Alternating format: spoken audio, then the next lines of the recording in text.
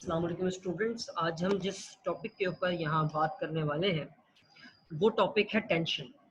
सबसे पहली चीज़, टेंशन हम किसे कहते हैं?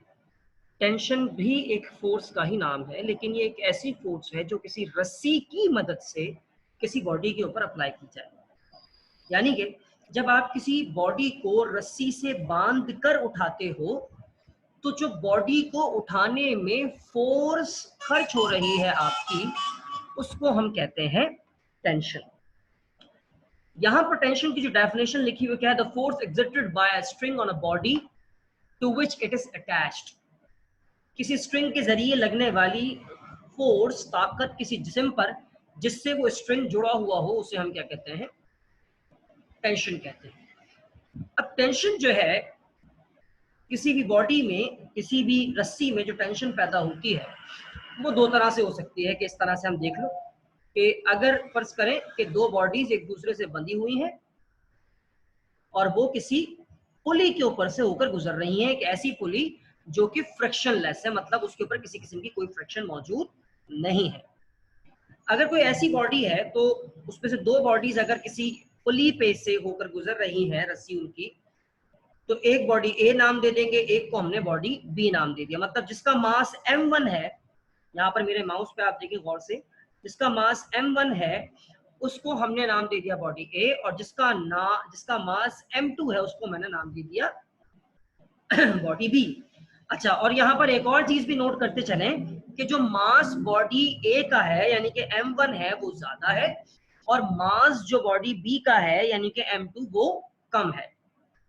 इस मास के कम या ज्यादा होने से क्या होगा? इस मास के कम या ज्यादा होने से ही होगा, अगर m1 ज्यादा है तो ऑब्वियसली m1 जो है वो नीचे की तरफ मूव करेगा, और m2 कम है तो इसका मतलब m2 कहां मूव करेगा? ऊपर की तरफ मूव करेगा। m1 के जरिए m2 के ऊपर जो टेंशन अप्लाई हो रही है उसको भी हमने T कहा है, और m2 के जरिए जो रस्सी में टेंशन पैदा हो रही है m1 के लिए, उसको भी हमने T ही कहा है। यानी कि जो बॉडी 1 का वेट है वो बॉडी 2 के लिए टेंशन, और जो बॉडी 2 का वेट है वो बॉडी 1 के लिए टेंशन है। यानी कि बॉडी 1 और 2 दोनों ही मिलकर इस रस्सी में पैदा कर रहे हैं टेंशन। जब भी हमने उस टेंशन को नाम दे दिया है, किस चीज का? टी का नाम दिया है। इसको T1 और T2 नहीं कहा है क्योंकि दोनों बॉडीज एक ही रस्सी से जुड़ी हुई। सिमिलरली जब ये बॉडी नीचे जाएगी तो उस बॉडी के नीचे जाने की एक खास एक्सेलरेशन होगी, जिसको हमने नाम दिया है ए। जितनी तेजी के साथ मेरी m1 वाली बॉडी नीचे जाएगी उतनी ही तेजी के साथ मेरी m2 वाली बॉडी ऊपर जाएगी। जब भी मैंने एक्सेलरेशन को भी a1 और a2 का नाम नहीं दिया, बल्कि एक्सेलरेशन को मैंने नाम दिया है a का। अब देखते हैं, केस समझते हैं। क्योंकि बॉडी ए नीचे जा रही है, m1 नीचे जा रहा है, इसका मतलब यह है कि m1 का वेट जो है वो ज्यादा है उस टेंशन से जो कि रस्सी में पैदा हुई है उसको नीचे जाने से रोकने के लिए। तो टेंशन कम हो गई, वेट क्या हो गया? ज्यादा हो गया। अच्छा, अगर मैं वेट में से टेंशन मालूम कर दूं, माइनस कर दूं, वेट में से मैं टेंशन माइनस कर दूं, तो मुझे वो फोर्स पता लग जाएगी जिसकी वजह से मेरी बॉडी ए नीचे जा रही है।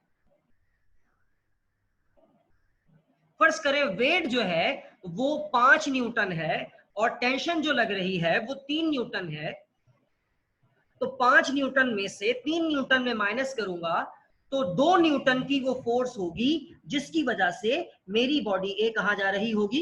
नीचे जा रही होगी। सिमिलरली जब मैं बॉडी बी को देखता हूं तो बॉडी बी ऊपर की तरफ मूव कर रही है, और उसके ऊपर की तरफ मूव करने का मतलब क्या है? कि बॉडी बी का वेट कम है और टेंशन जो है वो ज्यादा है। यानी बॉडी बी के लिए मैं ऐसे लिख सकता हूं, weight is less than tension, और weight is less than tension यानी कि क्या होगा? Tension is greater than weight of body B यानी कि वेट 2। तो अब अगर मुझे वो फोर्स मालूम करनी है जिसकी वजह से मेरी बॉडी B यानी कि M2 मास ऊपर जा रहा है, तो उसके लिए मैं क्या लिखूंगा, net force is equal to tension minus weight. अच्छा, हम और आप हम दोनों ये जानते हैं कि जो फोर्स होती है वो बराबर होती है ma के, और जो वेट होता है वो बराबर होता है mg के। तो मैं फॉर्मूला नंबर 1 में जो कि है F1 is equal to W1 minus T, जहां फोर्स है वहां पे ma लिख दूंगा, और जहां वेट है वहां पर mg लिख दूंगा।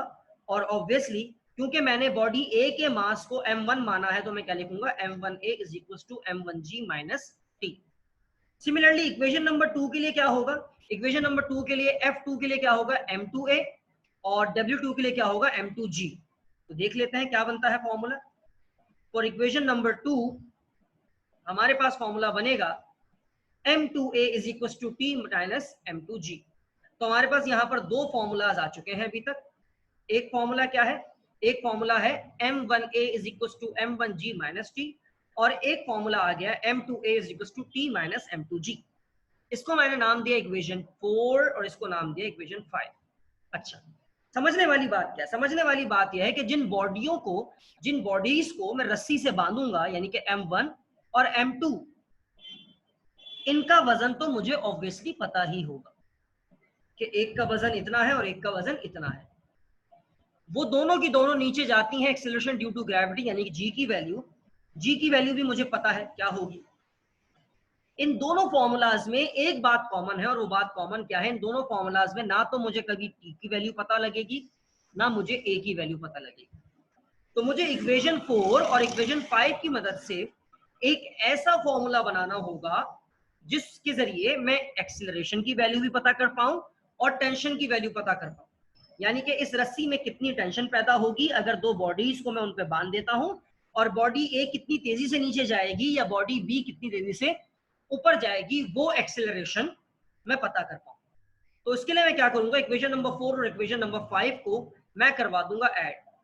जब मैं इक्वेशन नंबर 4 यानी कि m1a is equal to m1g minus T, और इक्वेशन नंबर 5 यानी कि m2a is equal to t minus m2g, इन दोनों को प्लस करवाऊंगा, तो इनके प्लस करवाने से क्या होगा कि ये वाला t जो कि प्लस का है और ये वाला t जो कि माइनस का है, ये एक दूसरे को कर देंगे कैंसिल, कुछ इस तरीके से। यहाँ ये कैंसिल हो गया और यहाँ ये कैंसिल हो गया। तो हमारे पास क्या बचा, हमारे पास जब इन दोनों को मैं प्लस करूंगा तो क्या आएगा, m1a plus m2a is equal to m1g plus m2g। इस वाले पूरे केस में g कॉमन है और इक्वल टू के लेफ्ट साइड पे a कॉमन है। जब मैं a कॉमन लूंगा तो क्या होगा, m1 plus m2 multiply by a, और जब मैं g कॉमन लूंगा तो m1 minus m2 multiply by g। ये a और m1 प्लस m2 यहाँ पर एक दूसरे के साथ मल्टीप्लाई हो रहे हैं। m1 प्लस m2 को जब मैं लेफ्ट साइड राइट साइड पे भेजूंगा तो डिवाइड हो जाएगा, और कुछ इस तरीके से फॉर्मूला आ जाएगा, m1 minus m2 multiply by g upon m1 plus m2। यहाँ पर एक गलती थी, इसको हम सही कर देते हैं। तो ये हमारे पास फॉर्मूला आ गया है किस चीज का, एक्सेलरेशन का। अगर मुझे दोनों बॉडीज का वेट पता हो, सॉरी दोनों बॉडीज का मुझे मास पता हो, तो मैं मासेस को माइनस करवाऊं, डिवाइड करवाऊं मासेस के सम से, मल्टीप्लाई करवाऊं जी की वैल्यू से, तो मेरे पास आ जाएगी acceleration of the bodies attached to a string and move vertically। अब मुझे टेंशन मालूम करना है, तो टेंशन मालूम करने के लिए मैं क्या कहूंगा, इक्वेशन 4 को इक्वेशन 5 से आप डिवाइड करवा दें। इक्वेशन 4 क्या थी मेरे पास, m1a is equal to m1g minus T. Equation 5 क्या थी, m2a is equal to t minus m2g। ये ऊपर वाली इक्वेशन 4 है, नीचे वाली इक्वेशन 5 है, डिवाइड करवा दिया है। डिवीजन में a से a क्या हो जाएगा हमारा, इस a से ये नीचे वाला a कैंसिल।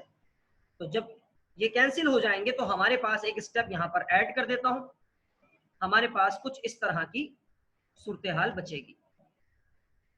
तो सूरत हाल कैसी है, ऊपर मौजूद है हमारे पास m1 और नीचे मौजूद है हमारे पास m2, और यहां क्या बचा है, यहां पर मेरे पास बचा है m1g माइनस टी, और यहां मेरे पास बचा है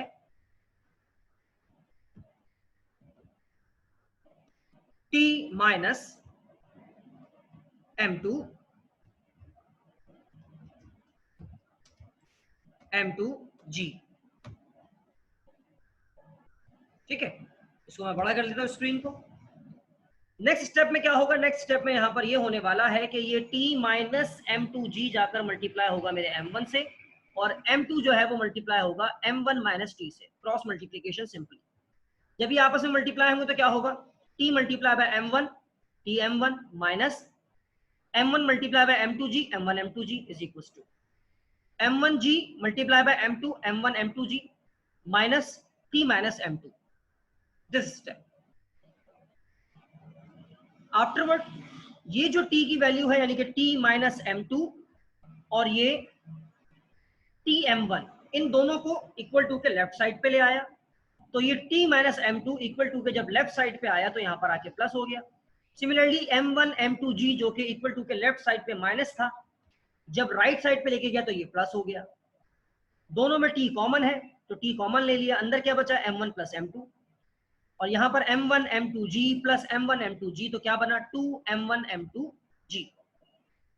m1 प्लस m2 यहाँ पर t के साथ मल्टीप्लाई हो रहा है, 2m1 m2g के पास जाएगा तो डिवाइड होगा, और हमारे पास टेंशन का फॉर्मूला आ जाएगा कि tension in the string when bodies are vertically moving connected to a string is equals to 2m1 m2g upon m1 plus m2। I hope कि आपको ये फॉर्मूला समझ में आया होगा। अल्लाह हाफिज।